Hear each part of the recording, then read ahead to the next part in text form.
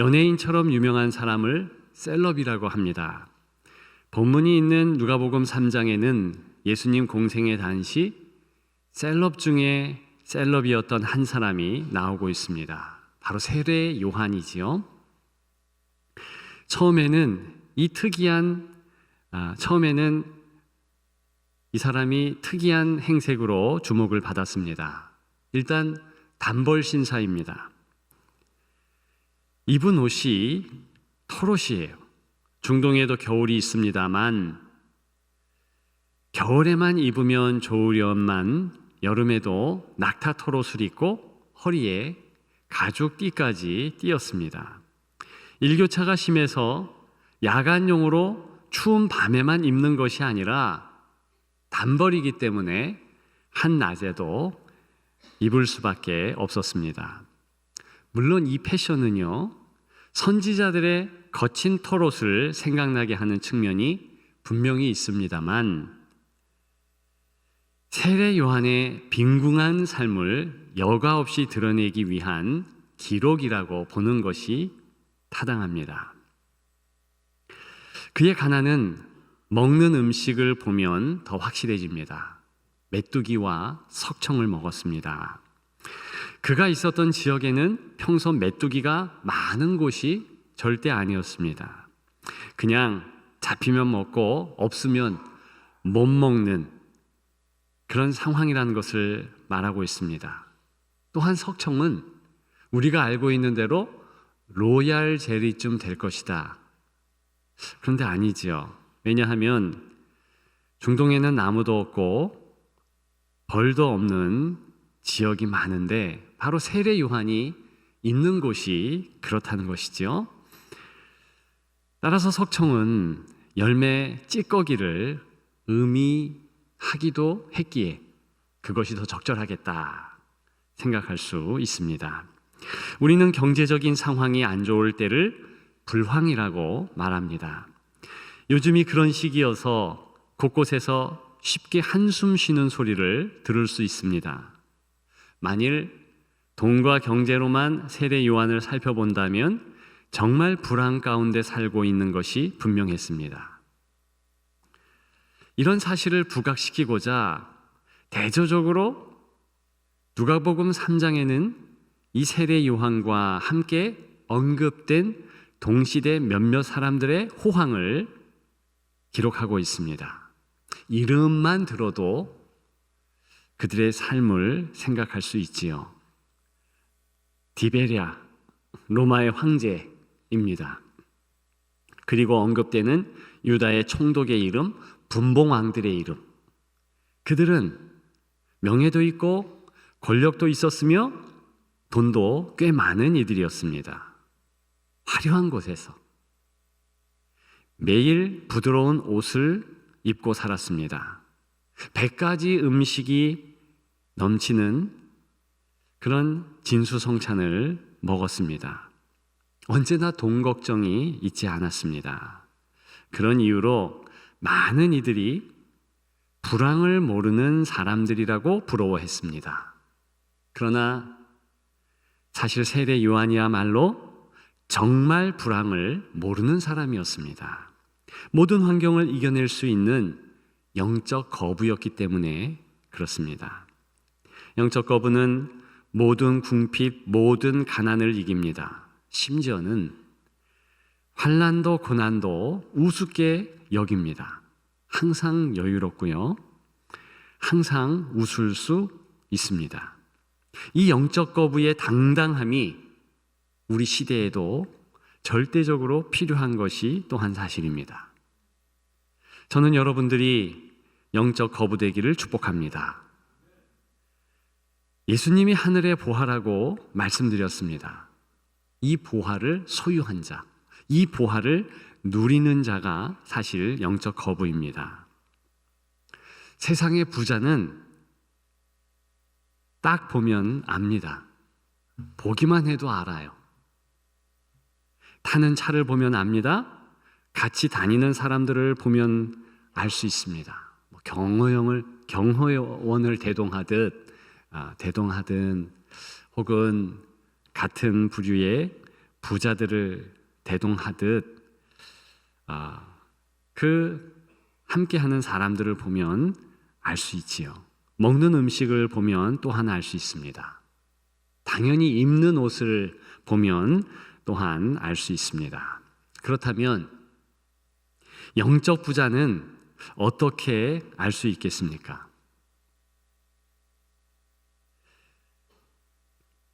그 주변 소리, 사운드를 들으면 압니다. 소리가 그들에게 중요하기 때문입니다. 영적 거부의 모습, 사실 세 가지로 저는 말씀드릴 수 있겠습니다. 어떤 소리를 내고요, 어떤 소리를 듣고요, 어떤 소리가 됩니다. 첫째, 소리를 냅니다. 누가복음 3장 4절에 보니까 이 세례 요한은, 이 영적 거부는 자신을 광야에서 외치는 자의 소리라 했습니다. 어떤 소리를 낼까요? 예수님의 소리입니다. 복음서를 보면 이 세례 요한이 실제 외쳤던 소리들이 나오고 있습니다. 요한복음 1장에는 세상 죄를 지고 가는 하나님의 어린 양이다. 또한 오늘 본문이 담겨 있는 누가복음 3장 16절에 보게 되면 예수님은 성령과 불로 세례를 베푸실 것이다. 나는 단지 물로 세례를 베풀지만 능력 많으신 그분은 그렇게 할 것이고 나는 그분의 신들매 들기도 감당할 수가 없다. 그렇게 소리를 높입니다. 그 시대에 비록 빈들이지만 그 소리가 있었다는 것이 귀하지 않겠습니까? 우리 시대에도 예수님이 생명입니다. 예수님에 대한 외침의 소리를 말해야 되는 것 아닙니까? 그런 여러분들이 되시기를 주님의 이름으로 축복합니다. 이런 소리가 감사의 제목이 돼야 하는 것입니다.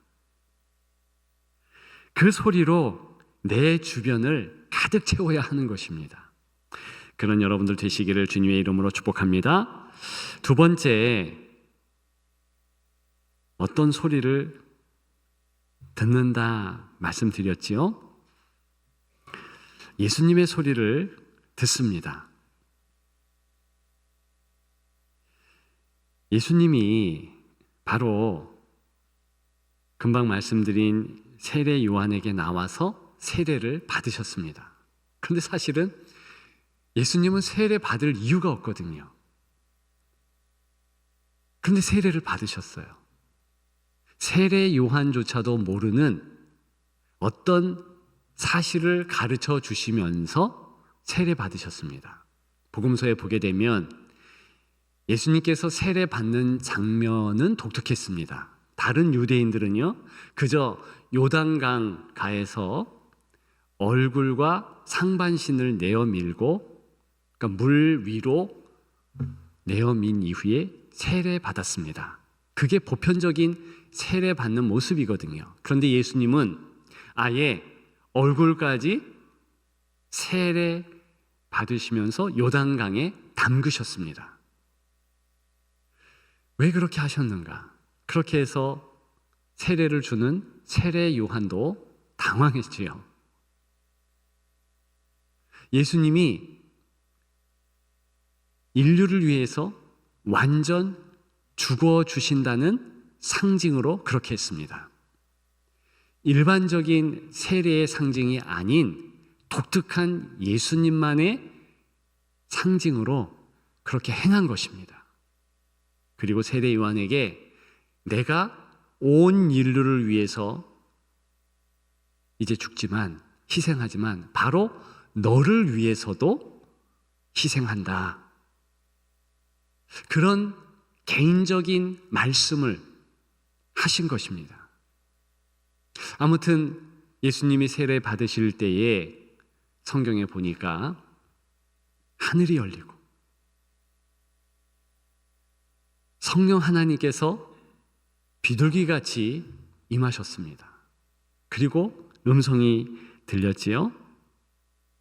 그것이 22절에 기록되어 있는데 내 사랑하는 아들이라 내가 너를 기뻐하노라. 그런데 마태복음에 의거하면 17절에 나오는데 예수님만 그 소리를 들은 것이 아닙니다. 세례 요한도 들었다는 거예요. 왜 그러냐 하면 마태복음 3장 17절에 의하면 이는 내 사랑하는 아들이요 내 기뻐하는 자라. 즉 예수님에게 직접 이 말씀하는 것이 아니라 설명조로 세례 요한 같은 이에게 설명하는 것으로 서술되고 있습니다. 종합해 보면 예수님도 하나님 아버지로부터 소리를 들으셨고 세례 요한도 또 그 외에 같이 있었던 이들이 함께 소리를 들었다는 것을 알 수 있습니다. 저는 이 사실이 꽤나 중요하다고 봅니다. 예수님에 대한 하늘의 소리를 예수님과 함께 들었다는 것입니다. 이제부터는 세례 요한이 예수님과 깊은 영적 교제, 그 이전에는 그저 아는 랍비 간의 관계, 또 먼 친척 간의 관계였는데 이제부터는 세례 요한을 위하여 죽어 주실 메시아, 그분으로서의 영적 교제가 시작된다는 것을 의미합니다. 그래서 누가복음 3장에 보게 되면 이렇게 세례 요한 마치 무대에 등단하듯 나타나며 그리고 연이어 예수님이 세례를 받으시고 갑자기 예수님의 족보로 연결됩니다. 우리는 38절 한 절만 읽었는데 길게 예수님 족보가 나옵니다. 세례 요한과 무슨 관련이 있겠습니까? 깊은 관련이 있지요. 이제부터는 예수님의 족보가 세례 요한의 족보가 된다는 것입니다. 이제부터는 오늘 본문을 읽고 예수님의 제자가 된 저와 여러분들은 나의 육신의 족보도 있지만 바로 영적 족보, 예수님의 족보도 우리의 족보라는 것입니다. 이 사실이 굉장히 중요한 사실입니다. 세례 요한에게는 이제부터는 예수님에 대한 또 예수님에 관한 하늘 아버지의 음성을 같이 들을 수 있는 거예요. 이제 영적 교제권이 같이 형성되었다는 것입니다. 그래서 하나님 아버지께서 하시는 말씀을 예수님만 들어도 족한데 세례 요한까지 같이 듣게 하시면서 이제 예수님의 소리를 직접 들으며 교제케 하셨다는 것입니다. 저와 여러분들이 이 땅 가운데 살아가면서 이제는 이렇게 설교자가 설교할 때 회중으로서 여러분들이 비록 수동적으로 앉아 있지만 여러분들은 예수님과의 교제권 안에 있는 것입니다. 이제는 예수님이 직접 말씀하시는 거예요. 내가 세상 끝날까지 너희와 함께한다. 그 약속대로 이제는 예수님이 우리와 함께 거하시면서 말씀하시고 직접 인도해 주신다는 것입니다. 오늘 본문과 같이 세례 요한처럼 우리가 그 음성을 직접 들을 수도 있습니다. 그러나 많은 부분은 약속의 말씀을 통해서 감동이 되는 거예요. 때에 따라서는 기도하고 찬송하는데 야, 이렇게 하지 않으렴, 이런 마음을 갖지 않으렴? 너 이제 걱정하지 않으면 안 되겠니? 이런 음성들이, 마음에 미묘한 소리들이 들려오고 느껴지는 것입니다. 그런 부분에 여러분 마음을 활짝 여시기를 주님의 이름으로 축복합니다. 실제로 주께서 우리를 향하여 다가오시고 교제한다는 그런 내용이 오늘 같이 나눈 그런 세례 요한의 세례 받는 부분부터 나타나는 것입니다. 그래서 예수님의 소리를 듣는 오늘이 기쁨이지 않을 수 없어요.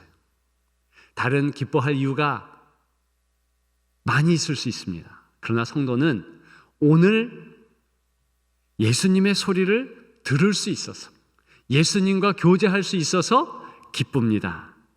그 한 이유로 기쁘며 감격하며 감사할 수 있는 여러분 되기를 주님의 이름으로 축복합니다.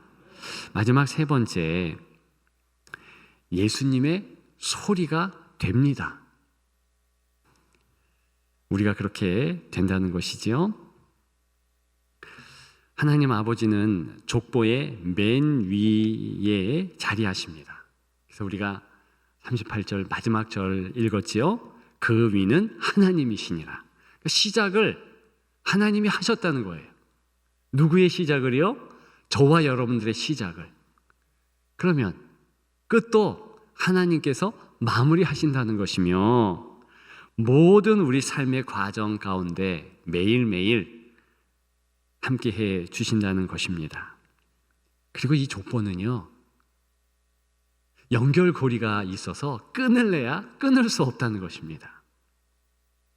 우리 하나님 아버지께서는 오늘 이 본문의 영적 족보를 통해서 나는 영원히 붙잡는다, 영원히 사랑한다, 지속적으로 함께한다, 끝까지 붙잡아 주심을 말씀하고 있는 것입니다. 이 사랑이 너무 좋지 않습니까? 그것이 성경이 말하고 있는 아버지의 사랑이고, 그것이 세례 요한을 바라보고 있는 아버지 하나님의 마음인 것입니다. 세례 요한은 이 족보를 보면서 하나님 아버지의 그 큰 끊을 수 없는 사랑을 기억할 수 있었던 것입니다. 우리도 그렇지요. 그런 하나님의 사랑을 기억하는 그 끊을 수 없는 그 사랑이 우리에게 있다는 것을 정말 잊지 않는 여러분 되기를 축복합니다. 거기에서 더 나아가서 이제는 그 사랑 때문에 다른 사람들에게 나아가기를 하나님이 원하신다는 것입니다. 지금 오늘 이 예수님의 족보는 바로 인생을 위해서 죽어주시는 예수님 때문에 모든 성도의 족보가 되어집니다. 세례 요한에게 이렇게 예수님의 족보가 주어진 것처럼 이제 누가복음 3장 쭉 읽어보면 12 제자들에게도 이 족보가 주어집니다. 베드로, 야고보, 안드레, 다 그런 하나님의 사람들에게 족보가 주어져요. 저와 여러분들에게까지 이 족보가 주어졌습니다. 그 이야기는 예수 그리스도를 믿는 이들은 다 형제 자매, 영적으로 보면 그렇다는 것입니다. 그리고요, 더 중요한 사실 한 가지가 있는데, 우리가 예수님의 사랑을 가지고서 하나님의 축복의 말씀을 선포하면, 그러면 그 소리가 하나님의 소리가 된다는 거예요. 왜? 다 연결되어 있으니까. 그런 이유로 목사는 마지막 예배의 끝 시간을 축도하는 것입니다.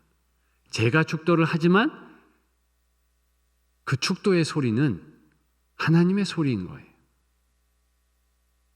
즉, 축복을 주는 목회자뿐만이 아니라 성도들은요, 하나님의 소리를 축복할 때 예수님의 마음을 간직한 채로 사랑하며 축복하며 이야기할 때 하나님의 소리가 되는 것입니다.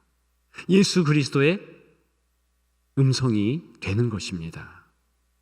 그것을 꼭 기억하시면서 예수님의 사랑의 마음을 가지고 자녀들을 축복하십시오. 예수님의 사랑의 마음을 가지고 다른 성도들을 축복하십시오. 중요한 한 가지를 더 말씀드리고 싶은데요. 예수 그리스도께서는 지금 하나님 보좌 우편에 앉으셔서 중보 기도하고 계십니다. 우리의 신앙 고백에도 그 사실을 나타내고 고백하고 있습니다. 그런데 만일 우리가 예수님의 마음으로 남들을 위하여서 중보 기도한다면 바로 그 중보 기도자가 예수님의 소리가 되는 것입니다. 그 중보 기도가 그대로 예수 그리스도와의 신비의 연합 안에서 예수님의 소리로 널리 퍼지게 되는 거예요. 기도를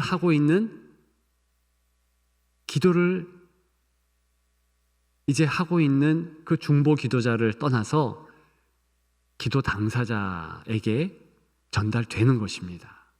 그 예수님의 울림과 그 예수님의 사랑의 떨림이 그대로 나아가는 것입니다. 그래서 중보 기도자는 예수님의 소리인 것입니다.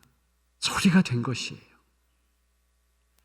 이런 정황들을 잘 아시고 정말 여러분들이 세상을 위한, 자녀 세대를 위한, 다른 성도들을 위한 중보 기도자가 되기를 소망합니다. 그러면 하나님의 은혜가 참으로 우리가 예수님의 소리 자체가 되어서 풍성하게 넘치게 되는 것입니다. 그런 여러분들 되시기를 주님의 이름으로 축복합니다. 미움받을 용기로 유명한 알프레드 아들러라는 분이 있지요. 이분이 꽤 지금은 유명한데요. 외로움을 치유하는 그런 심리학자로도 유명합니다. 외로움에 대한 그의 처방전은요, 간단하고 간결하지만 너무 치료 효과가 뛰어나기 때문에 많은 정신과 전문의들이 혹은 많은 상담가들이 권한다고 하지요. 이런 처방전입니다. 2주 동안 다른 일은 전혀 생각하지 말고 매일 어떻게 하면 다른 사람을 기쁘게 해줄 수 있는가를 연구해서 실천하라. 간단하죠. 근데 정말 그렇게 하면 외로움과 우울증이 떠난다고 합니다. 그리스도인은 그와 같이 간단하게 외로움을 이길 수 있습니다. 중보 기도하면 됩니다. 2주만 내 기도 말고 남을 위해서 기도해 보십시오. 외로움을 이길 수 있습니다. 더 나아가서 성삼위 하나님의 임재 안에 거하는 것을 깨닫게 됩니다. 내가 주님의 소리가 되어서 이렇게 도구로서 쓰임 받는 것을 느끼게 됩니다. 그런 여러분 되시기를 주님의 이름으로 축복합니다. 이제 설교를 마치려 합니다. 예수님에 대한 소리를 내십시오. 예수님의 소리를 들으십시오. 예수님의 소리가 되십시오.